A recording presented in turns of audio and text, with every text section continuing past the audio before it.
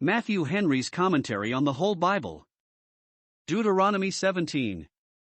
The charge of this chapter is 1. Concerning the purity and perfection of all those animals that were offered in sacrifice, verse 1. 2. Concerning the punishment of those that worshipped idols, verses 2 to 7. 3. Concerning appeals from the inferior courts to the great Sanhedrim, verses 8 to 13. 4. Concerning the choice and duty of a king, verse 14, etc. The punishment of idolatry, 1451 BC. 1. Thou shalt not sacrifice unto the Lord thy God any bullock, or sheep, wherein is blemish, or any evil favoredness, for that is an abomination unto the Lord thy God. 2. If there be found among you within any of thy gates which the Lord thy God giveth thee, man or woman, that hath wrought wickedness in the sight of the Lord thy God, in transgressing his covenant. 3. And hath gone and served other gods, and worshipped them, either the sun, or moon, or any of the host of heaven, which I have not commanded. 4. And it be told thee, and thou hast heard of it, and inquired diligently, and, behold, it be true and the thing certain that such abomination is wrought in Israel. 5. Then shalt thou bring forth that man or that woman, which have committed that wicked thing, unto thy gates, even that man or that woman, and shalt stone them with stones, till they die. 6. At the mouth of 2 witnesses, or 3 witnesses, shall he that is worthy of death be put to death, but at the mouth of 1 witness he shall not be put to death. 7. The hands of the witnesses shall be first upon him to put him to death, and afterward the hands of all the people. So thou shalt put the evil away from among you. Here is 1. A law for preserving the honor of God's worship, by providing that no creature that had any blemish should be offered in sacrifice to him. Verse 1.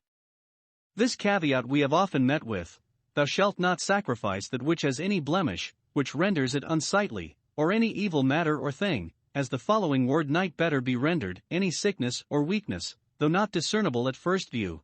It is an abomination to God. God is the best of beings, and therefore whatsoever he is served with ought to be the best in its kind.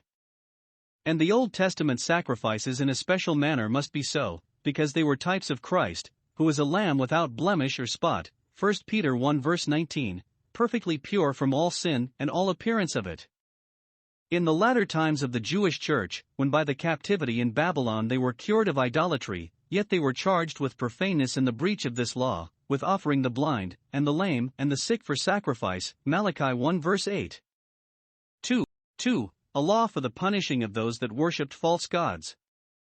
It was made a capital crime to seduce others to idolatry, chapter 13, here it is made no less to be seduced. If the blind thus mislead the blind, both must fall into the ditch. Thus God would possess them with a dread of that sin, which they must conclude exceedingly sinful when so many sanguinary laws were made against it, and would deter those from it that would not otherwise be persuaded against it, and yet the law, which works death, proved ineffectual. See here. 1. What the crime was against which this law was leveled, serving or worshipping other gods, verse 3. That which was the most ancient and plausible idolatry is specified, worshipping the sun, moon, and stars, and, if that was so detestable a thing, much more was it so to worship stocks and stones, or the representations of mean and contemptible animals. Of this it is said, 1. That it is what God had not commanded. He had again and again forbidden it, but it is thus expressed to intimate that, if there had been no more against it, this had been enough, for in the worship of God his institution and appointment must be our rule and warrant, and that God never commanded his worshippers to debase themselves so far as to do homage to their fellow creatures. Had God commanded them to do it, they might justly have complained of it as a reproach and disparagement to them, yet, when he has forbidden it, they will, from a spirit of contradiction, put this indignity upon themselves. 2. That it is wickedness in the sight of God, verse 2. Be it ever so industriously concealed, he sees it, and, be it ever so ingeniously palliated, he hates it. It is a sin in itself exceedingly heinous, and the highest affront that can be offered to Almighty God. 3. That it is a transgression of the covenant. It was on this condition that God took them to be his peculiar people, that they should serve and worship him only as their God, so that if they gave to any other the honor which was due to him alone, that covenant was void, and all the benefit of it forfeited. Other sins were transgressions of the command, but this was a transgression of the covenant. It was spiritual adultery which breaks the marriage bond. 4. That it is abomination in Israel, verse 4. Idolatry was bad enough in any, but it was particularly abominable in Israel, a people so blessed with peculiar discoveries of the will and favor of the only true and living God. 2. How it must be tried. Upon information given of it, or any ground of suspicion that any person whatsoever, man or woman, had served other gods, 1. Inquiry must be made, verse 4. Though it appears not certain at first, it may afterwards upon search appear so, and, if it can possibly be discovered, it must not be unpunished, if not, yet the very inquiry concerning it would possess the country with a dread of it. 2. Evidence must be given in, verse 6. How heinous and dangerous soever the crime is, yet they must not punish any for it, unless there were good proof against them, by 2 witnesses at least. They must not, under pretense of honoring God, wrong an innocent man. This law, which requires 2 witnesses in case of life, we had before, Numbers 35 verse 30, it is quoted, Matthew 18 verse 16. 3. What sentence must be passed and executed? So great a punishment as death, so great a death as stoning, must be inflicted on the idolater, whether man or woman, for the infirmity of the weaker sex would be no excuse, verse 5. The place of execution must be the gate of the city, that the shame might be the greater to the criminal, and the warning the more public to all others. The hands of the witnesses, in this as in other cases, must be first upon him, that is, they must cast the first stone at him, thereby avowing their testimony, and solemnly imprecating the guilt of his blood upon themselves if their evidence were false. This custom might be of use to deter men from false witness bearing. The witnesses are really, and therefore it was required that they should be actually, the death of the malefactor. But they must be followed, and the execution completed, by the hands of all the people, who were thus to testify their detestation of the crime, and to put the evil away from among them, as before, chapter 13 verse 9. The authority of the judges, 1451 BC. 8. If there arise a matter too hard for thee in judgment, between blood and blood, between plea and plea, and between stroke and stroke, being matters of controversy within thy gates, then shalt thou arise, and get thee up into the place which the Lord thy God shall choose. 9. And thou shalt come unto the priests the Levites, and unto the judge that shall be in those days, and inquire, and they shall show thee the sentence of judgment. 10. And thou shalt do according to the sentence which they of that place which the Lord shall choose shall show thee, and thou shalt observe to do according to all that they inform thee. 11. According to the sentence of the law which they shall teach thee, and according to the judgment which they shall tell thee, thou shalt do.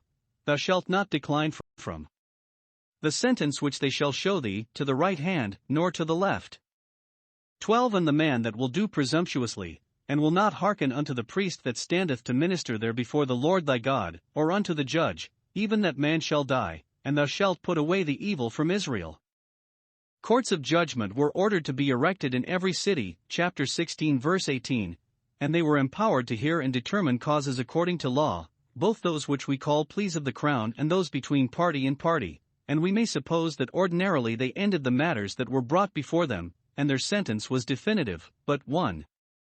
It is here taken for granted that sometimes a case might come into their court too difficult for those inferior judges to determine, who could not be thought to be so learned in the laws as those that presided in the higher courts, so that, to speak in the language of our law, they must find a special verdict, and take time to advise before the giving of judgment. Verse 8. If there arise a matter too hard for thee in judgment, which it would be no dishonor to the judges to own the difficulty of, suppose it between blood and blood, the blood of a person which cried and the blood of him that was charged with the murder which was demanded, when it was doubtful upon the evidence whether it was willful or casual, or between plea and plea, the plea, that is, the bill or declaration, of the plaintiff, and the plea of the defendant, or between stroke and stroke, in actions of assault and battery. In these and similar cases, thought the evidence were plain, yet doubts might arise about the sense and meaning of the law, and the application of it to the particular case.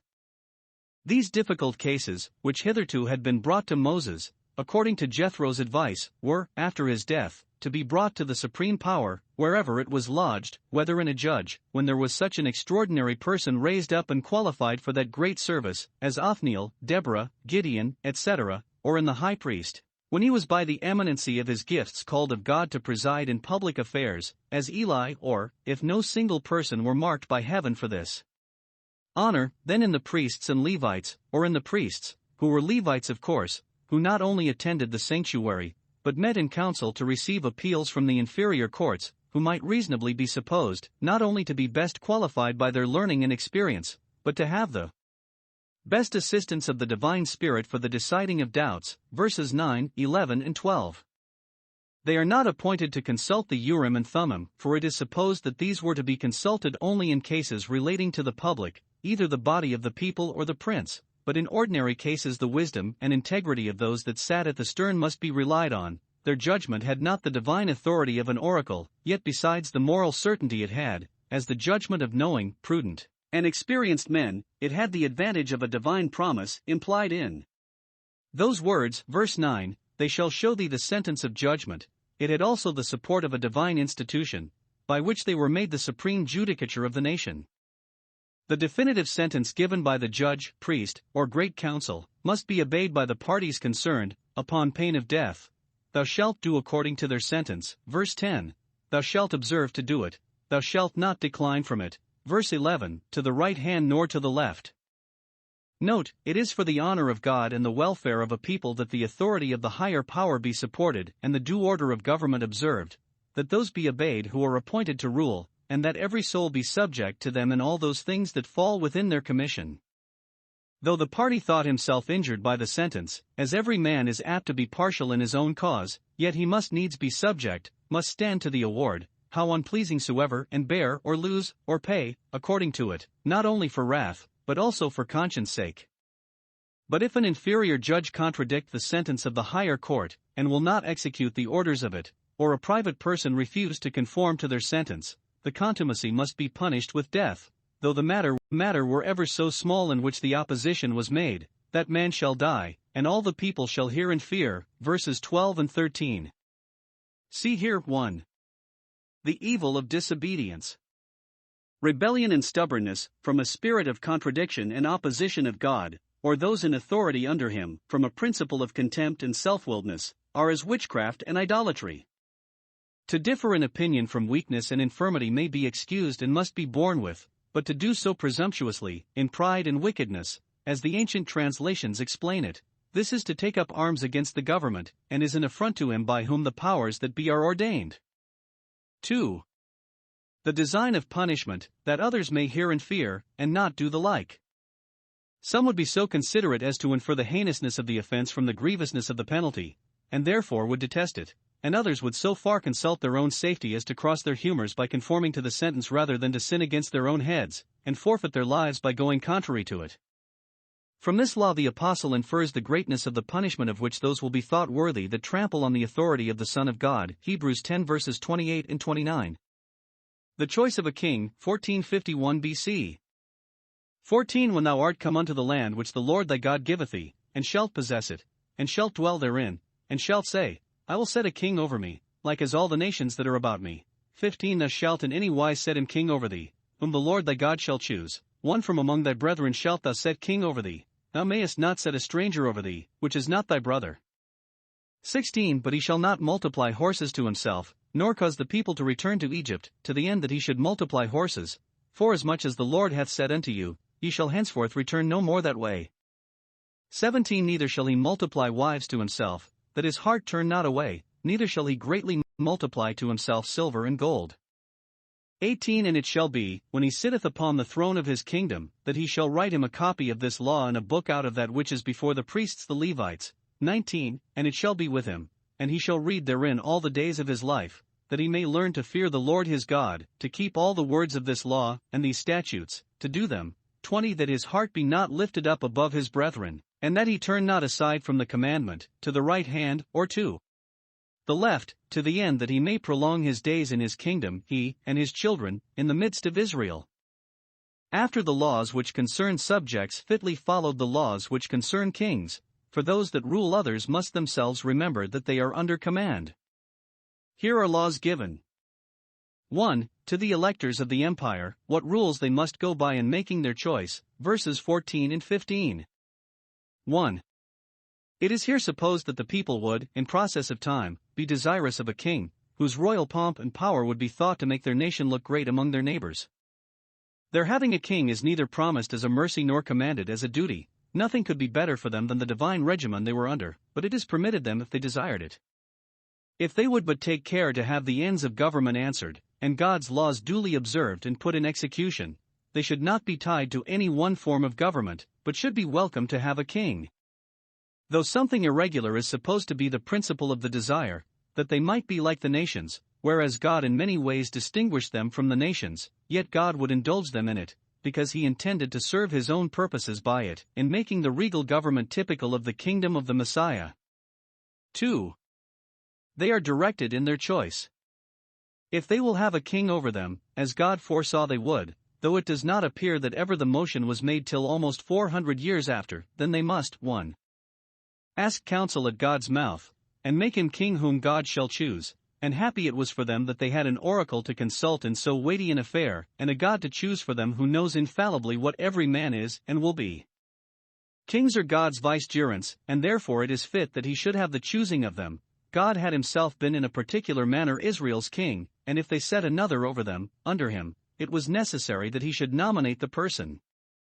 Accordingly, when the people desired a king, they applied to Samuel a prophet of the Lord, and afterwards David, Solomon, Jeroboam, Jehu, and others, were chosen by the prophets, and the people are reproved for not observing this law. Hosea 8:4, they have set up kings, but not by me. In all cases God's choice, if we can but know it, should direct, determine, and overrule ours. 2. They must not choose a foreigner under pretense of strengthening their alliances, or of the extraordinary fitness of the person, lest a strange king should introduce strange customs of usages, contrary to those that were established by the divine law, but he must be one from among thy brethren, that he may be a type of Christ, who is bone of our bone. Hebrews 2:14. 2. Laws are here given to the prince that should be elected for the due administration of the government. 1. He must carefully avoid everything that would divert him from God and religion. Riches, honors, and pleasures are the three great hindrances of godliness: the lusts of the flesh, the lusts of the eye, and the pride of life, especially to those in high stations. Against these therefore the king is here warned. 1. He must not gratify the love of honor by multiplying horses, verse 16.